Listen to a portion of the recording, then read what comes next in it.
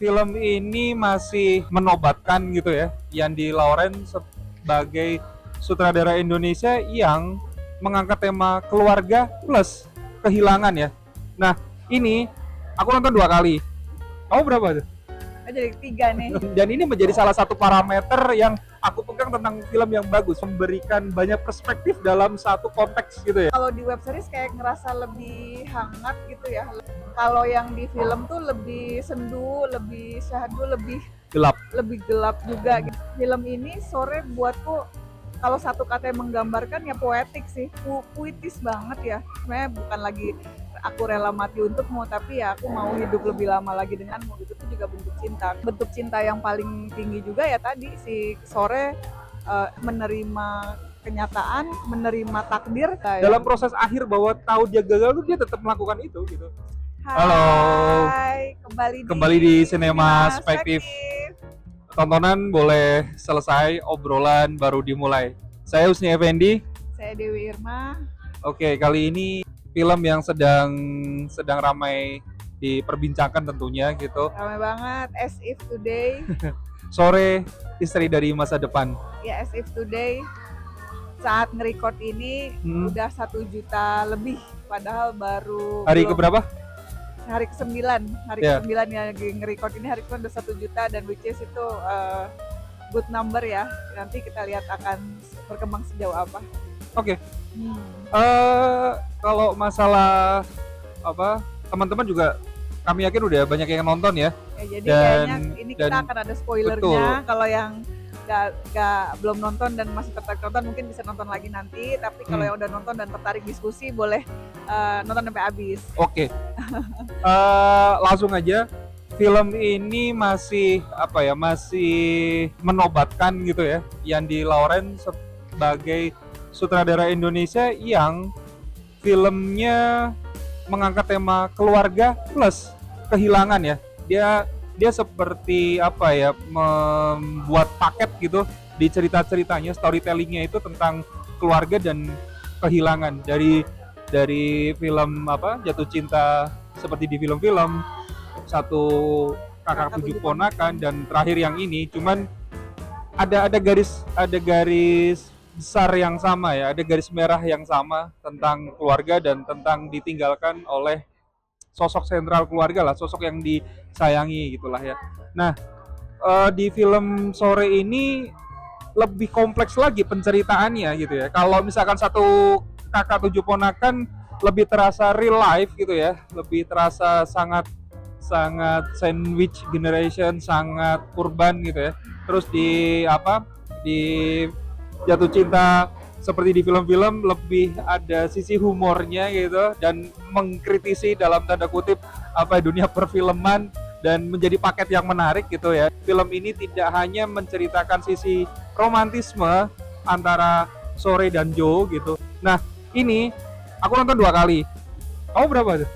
Jadi 3 nih, jadi ketiga nonton udah 3 kali. Iya, dan ada perbedaan yang mendasar yang aku rasakan saat nonton yang pertama sama saat nonton yang kedua. Apalagi kamu gitu ya, nonton 3 kali, artinya bisa mungkin menceritakan lebih detail apa perbedaannya, atau mungkin lebih tersentuh ketika nonton yang kedua gitu ya. Yang nonton yang pertama aku cuman seperti merasakan bagaimana capeknya jadi sore gitu ya. Dan ini menjadi salah satu parameter yang aku pegang tentang film yang bagus. Film yang bagus itu adalah ketika ruang diskusi. Betul.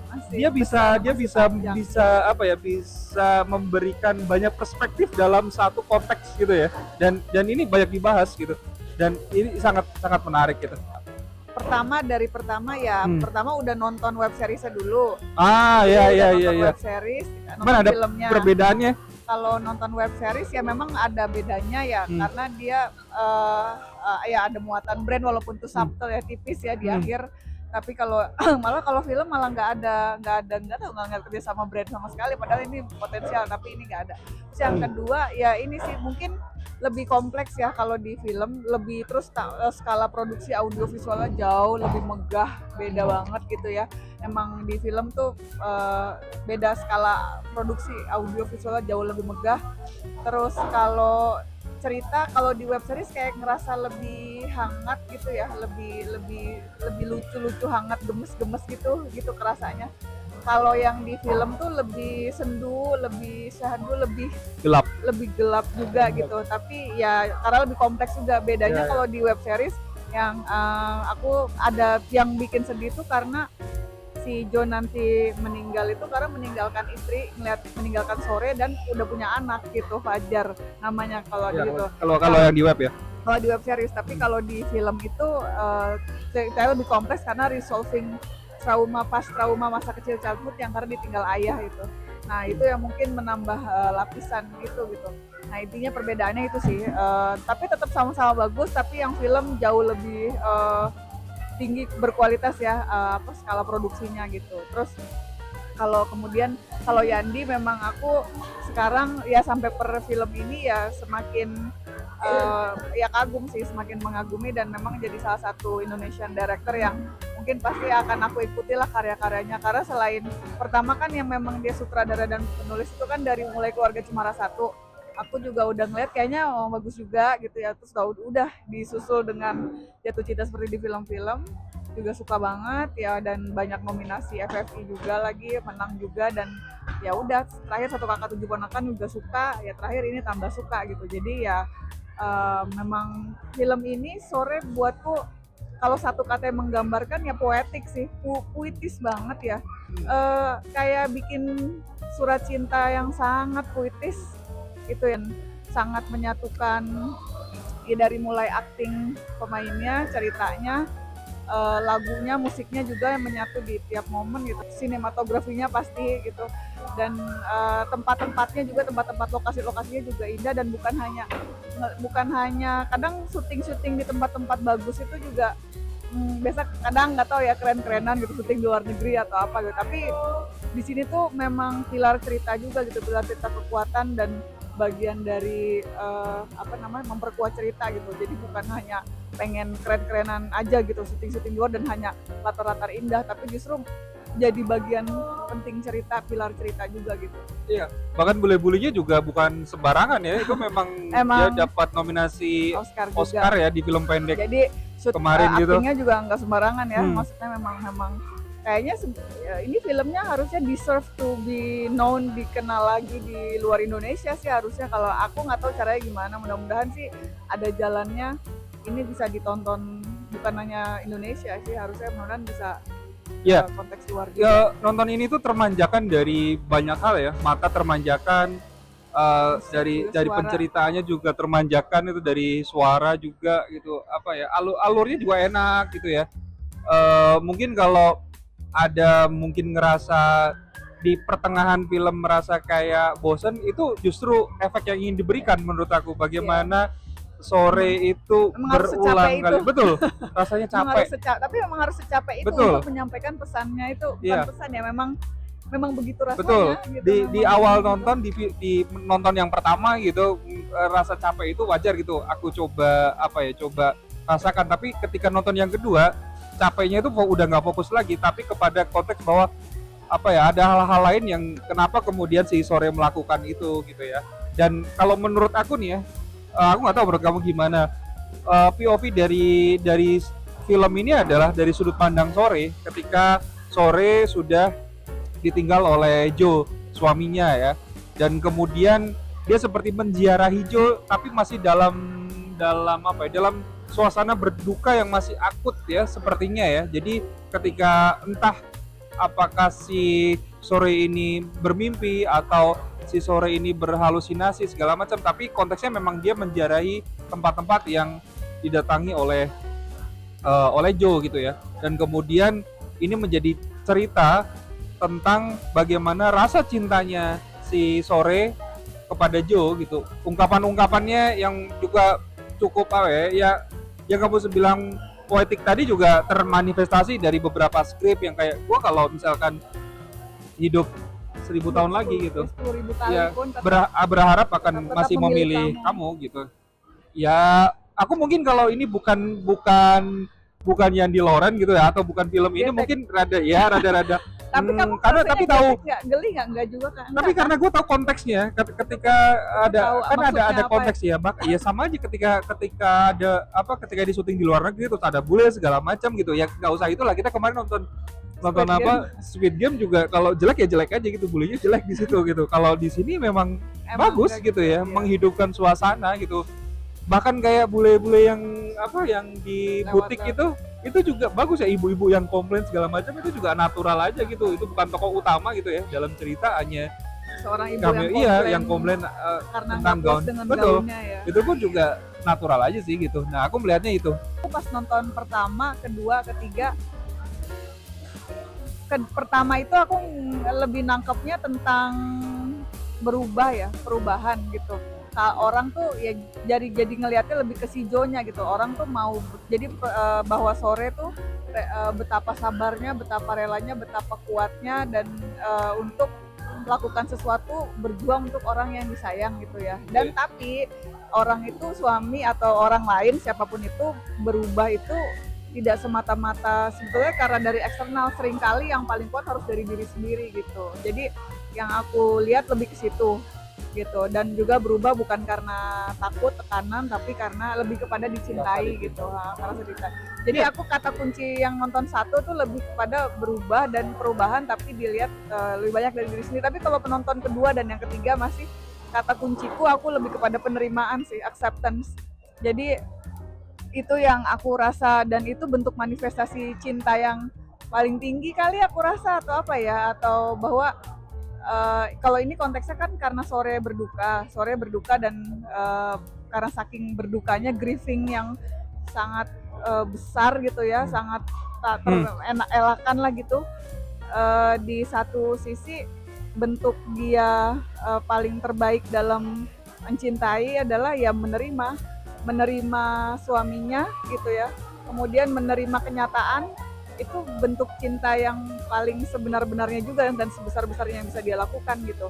Dan itu juga di fase grieving kan udah sering dibahas ya kalau dalam teori-teori bahwa ada fase dealing with grieving tuh dari mulai anger, terus denial, bargaining, depression, baru acceptance terakhir. Dan memang itu aku juga tadi kalau ngebahas soal konsep waktu, mau berpikir soal time travel atau time loops atau time paralel, pada akhirnya hal-hal itu bisa kita bahas juga sih. Cuman aku ngelihatnya bukan soal itu sih, substansi tentang relationship di sini yang lebih penting sih menurut aku, substansi tentang relationship dan tentang cinta malah dari Jonathan dan Sore gitu. Iya, aku juga penasaran. Misalkan kenapa si Yandi Lauren ini film-filmnya kayak gitu ya, terkesan murung apa segala macam, dan ketika nonton podcastnya dengan Iyas Lauren itu juga baru pantesan gitu, ada fase-fase hidupnya beberapa dalam beberapa fragmen filmnya itu ya memang kehidupannya si Yandi di masa lalu ya, bahwa si Yandi dari kecil sampai umur belasan mengalami diskriminasi rasial gitu, terus juga bahkan masalah ekonomi, atau bahkan ketika rokok yang dibahas spesifik itu pun juga tentang ayahnya gitu kan, tentang ayahnya sebelum di hari-hari. Betul, dia itu kan bentuk kemarahan kepada ayahnya gitu. Itu juga teraplikasi oleh si Sore ya, ketika kamu nggak bedanya sama ayahmu gitu, kamu melakukan hal yang kamu sukai untuk mati lebih cepat gitu ya. Intinya gitulah ya, untuk egois, mengejar kesenangan pribadi, tidak memikirkan orang-orang yang sayang sama dia gitu. Intinya gitu ya. Nah, konteks itu yang membuat aku juga suka penasaran kalau film bagus ini bagaimana sih kok bisa dia sih bikin cerita kayak gini. Nah, ketika melihat atau mendengarkan wawancara si Yandi, pantesan gitu, gue ngerasa kayak gitu ya, ngerasa been through a lot ya. Iya, dan memang penceritaannya dia itu memang dunianya dia gitu, memang dunia tidak jauh-jauh dari masalah keluarga dan masalah kehilangan gitu. Kalau aku ngelihatnya gitu. Tentang quote-quote juga aku nikmati ya di film Sore ya. Pertama ya pasti yang paling banyak dibahas terkenal ngomongin tentang hari sore ya, senja. Tapi aku sukanya tentang itu sih, bahwa maaf ya, aku gagal, aku tidak bisa mengubah kamu lebih baik, yang bisa melakukannya hanya dirimu sendiri. tapi aku mau mendampingimu kalau boleh gitu, kurang lebih kayak gitu. Tapi itu kayak itu menurut aku manis sih, sweet gitu. Terus juga yang lain adalah yang ketika pernikahan kita bahagia nggak sih gitu ya, kadang ada berantemnya sih, tapi yang buatku ini apa kita bertahan dan menarik itu adalah kita itu nggak ngomongin salah benar gitu ya, kurang lebih aku lupa ya kalimatnya, kita nggak ngomongin salah benar, tapi kalau kita lagi bertengkar kita lebih mempedulikan perasaan satu sama lain dulu gitu, mungkin semacam bagaimana perasaannya atau minta maaf atau apa, benar dan salah itu nanti gitu. Kayak menurut aku itu juga benar dan memang itu menyentuh sih kayak gitu-gitu. Jadi aku lumayan enjoy dengan kutipan-kutipannya yang walaupun sederhana tapi sebenarnya maknanya dalam gitu, dan itu sih yang aku rasa gitu. Iya, dan apa ya, aku juga melihat relasinya si Sore dan Joe ini bukan dalam apa ya, bukan menjadi pasangan yang ideal gitu ya, karena romantis segala macam terus jadi pasangan yang kayak Mbak Princess dan Pangeran, Putri Prince dan Pangeran Princess. gitu, enggak gitu ya, tapi lebih karena apa ya, nggak ngerti ya, karena justru relate ya, karena relate-nya itu dalam hal bahwa ya kesel tentang dia nggak berubah-berubah gitu. Ya itu menarik deh dari quote-quote-nya juga. Aku juga merasakan misalkan film ini, aku biasanya gini ngelihat ngelihat apa ya, orang memakai diksi senja gitu biasanya, apa ya, di dalam kepala aku tuh seperti banal ya, dalam Menggelikan. arti iya banal itu karena banyak yang memakai dan segala macam, tapi pemaknaannya relatif relatif sama saja gitu. Kalau dalam hal ini walaupun juga ada yang mengkritik, tapi itu saya menikmati, tapi ketika memakai diksi senja itu malah terasa picisan segala macam. Kalau menurut aku malah justru ada perspektif baru yang di apa ya, yang seperti terangkat di situlah kurang lebih tentang bagaimana langit apa ya, ketika senja merah kemerahan bahagia atau ketika dia kehitaman bersedih, tapi langit tetap akan menerima apa adanya, kurang lebih seperti itu ya. Itu representasi senja kepada si Joe misalkan atau sebaliknya gitu. Sore kepada Tapi Joe ya gitu, bahwa dan apa ya, dan bahkan kayak ini ya, si Sore ini kayak menjadi sosok yang dia tuh tahu loh bahwa apa ya, entah kalian memakai teori waktu atau entah enggak gitu ya, bahwa dia terus melakukan pendekatan ketika Joe sudah mungkin sudah mati atau sudah nggak ada dan dia mimisan terus, itu dia juga mengatakan gue tahu gue gagal gitu, gue tahu gitu, tapi dia tetap melakukan itu gitu, dalam itu pun proses, penghijauan tahan iya, cinta ya. dalam proses akhir bahwa tahu dia gagal tuh dia tetap melakukan itu gitu. Itu seperti apa ya, Ikhtiar sebesar besarnya betul. cinta ya, Iya, kayak Sisyphus yang terus angkat iya, batu terus ke tapi bukit, terus gelinding lagi, terus melakukan itu lagi gitu. Gak tau ya kalau dari dulu cinta beginilah ya, apa deritanya tiada akhir gitu atau bagaimana gitu. Tapi itu menjadi representasi yang cukup umum ya gitu, yang menarik gitu untuk ya, jadi banyak yang bisa dibahas dari situ. Ngomongin cintanya tuh, cintanya banyak spektrum gitu. Satu, kalau cinta bentuk cinta adalah ya cinta sama diri sendiri, hargai diri sendiri juga gitu di situ. Kalau Joe apa ya maksudnya kalau kita sayang sama orang lain itu kan ternyata bukan hanya soal saya rela mati untukmu, tapi saya rela mau hidup lebih lama untuk kamu tuh gimana caranya gitu. Makanya jadi ya baiknya berubah lebih baik kah, atau berubah lebih baik, atau menjaga kesehatan lebih baik kayak gitu. Jadi itu sebenarnya bukan lagi aku rela mati untukmu, tapi ya aku mau hidup lebih lama lagi denganmu. Itu juga bentuk cinta. Kemudian kayak si bentuk cinta yang paling tinggi juga ya tadi si Sore, acceptance, menerima kenyataan, menerima takdir juga bukan soal berserah dan menyerah ya, tapi itu juga ada satu hal, karena cinta ada yang di luar kuasa kita juga gitu, dan itu bentuk kekuatan terbesar yang dilakukan oleh Sore ya justru di situ gitu. Dan aku sangat menikmati momen-momen juga ya ketika magis ya, mungkin di momen-momen tertentu yang dengan musik utamanya gitu ya, itu terutama yang di ending, itu rasanya memang mind blowing sih di situ gitu. Maksudnya kilasan waktu yang sangat bagus banget sih di situ gitu. Aku juga mungkin mau ngapresiasi aktor lah ya, aktor aktrisnya, terutama Sheila itu beberapa titik-titik haru dan aku keluar air mata ya pasti di akting Sheila yang kelihatan dari matanya merah berair gitu ya, dan dia mimisan berulang kali, dan bukan hanya soal itu tapi makna di dalamnya yang pasti aku momen-momen itu terutama yang pas di terowongan, terus pas dia pertama kali ngingetin meninggal, dan titik-titiknya hampir sama sih aku pas momen-momen itu, dan bagaimana dia sebagai aktor dia berubah-ubah mimik yang dari mulai cheerful terus dikuat-kuatin padahal dia udah berulang kali kayak gitu, ada kebingungan, ada frustrasi, ada rasa sedih, ada rasa marah, ada rasa apa, itu semua mimik-mimiknya aku salut sih sama Sheila sebagai aktris di situ, dan kayaknya ya tinggal nyambut aja sini nominasi aktris terbaik minimal lah buat dia gitu di sini. Iya, ini kembali lagi ke konteks tadi bahwa cerita ini tidak tidak ngadi-ngadi dalam tanda kutip, itu karena juga ketika si Sore ngomong, gue juga kalau lagi gede sama lu, marah sama lu, gue juga kayak pengen pisah gitu. Tapi saya kenapa gue nikah sama lu ya? Iya, ada yang itu kan pertanyaan yang sangat. Kenapa aku ada rasa nyesel nikah gitu? Ada nyesel sama lu gitu. Kenapa gue nikah sama lu? Dalam frame-nya itu pasti ada tulisan-tulisan gede gitu ya di tengah-tengah, dan ini kan film ini kayak 3 babak gitu ya, 3 babak Sore, Jo, dan waktu ya.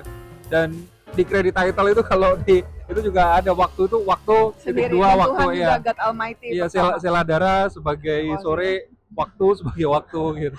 Iya. Itu menarik. Dan tadi kayak lagi balik lagi kalau kita mau ngomongin waktu, memang ya tadi banyak teori soal time travel, time loops atau time paralel. Tapi again kalau aku ngelihatnya, karena kalau mau bahas dari segi waktu, kalau aku pandangannya perlu pakai rules tertentu ya, ada aturan tertentu atau ada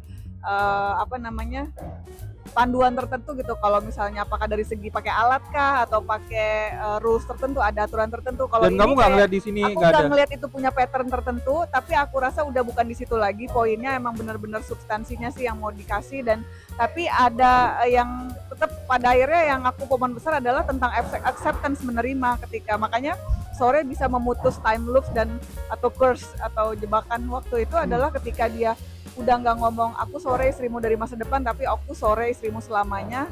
Udah langsung scene udah berubah merah, terus langsung udah ganti scene, dan itu udah selesai, time loopnya selesai karena dia udah di tahap beyond gitu. Sudah, aku udah accept, menerima ini gitu, menerima, dan itu adalah ya tadi bentuk cinta yang paling besar, menerimanya gitu. Dan aku bilang di awal tadi juga bahwa film yang mana juga bisa bisa melahirkan banyak perbincangan itu, karena selain dari perspektif soal romantisme ini juga perspektif lingkungan yang juga kemarin aku lihat juga kayak Greenpeace atau Walhi ya yang membuat postingan dari film Sore untuk climate change itu. Justru di film di nonton yang kedua itu aku kayak kepikiran, kayak iya, buat di Eropa gitu climate change itu kayak dianggap kayak jenuh ya, bosan, menjenuhkan atau nggak tahu atau apa makanya ya. Gitu, aduh kenapa sih kita bahas climate change gitu. Iya, makanya pas exhibition di Kroasia itu kan dia yang malah personality ya, foto-foto senengnya malah yang eksotis kayak itu, atau kayak spiritual kayak di kuil gitu, malah lebih diterima eksotis gitu ya, kayak seksi gitu ya. Kalau pas di Indonesia yang yang kutub-kutub itu malah lebih seru gitu. Kalau iya malah, tapi juga tadi itu juga satu menarik kutipannya yang omongan kita tentang climate change, bukan hanya tentang kehilangan kehidupan tapi juga keindahan. Kita jadi ya kalau rasa, mungkin kalau pingin ngerasa jaga keindahan atau ya mesti rasa cinta ke nggak tahu ya, ke sama manusia dan atau ke bumi juga gitu mungkin. Ya pesannya jadi lebih universal lah ya. Ya. Oke. Ya. Tapi yang pasti nggak nyesel sih, walaupun kita mungkin ada yang dengerin video ini sampai habis dan jadi kerasa kena spoiler, tenang aja, akan beda banget kalau nonton langsung, dan malah jadi seru karena udah kita bisa diskusi setelahnya gitu. Nggak usah khawatir, pengalaman menontonnya akan tetap beda. Sinema. Iya, kalaupun udah tahu ceritanya pun nontonnya juga pasti akan beda. Tetap berbeda, dan tetap malah harus tetap nyobain ya di bioskop lah ya, karena jangan itu masih beberapa bulan lagi. Iya, jangan kan itu nonton yang layar lebar sama web series aja beda gitu ya. Beda sih. Ya. Dirasain aja. Kalau buat saya poetik, eksplosif juga karena ada banyak kaya rasa gitu, dan sebenarnya masih terngiang dan masih pengen bahas sebetulnya kayak Ya. ada beberapa Saking lapis.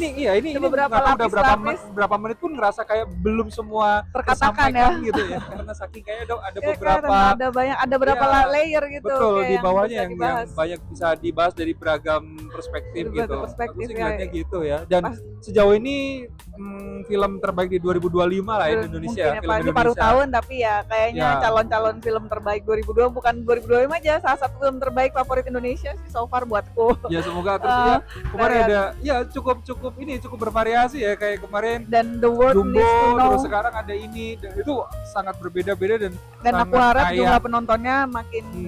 makin banyak yang nonton, bukan hanya Indonesia tapi juga dunia gitu. Dan Iya. so nonton aja, oke. Oke. Sampai bertemu di video selanjutnya, bye. Dadah.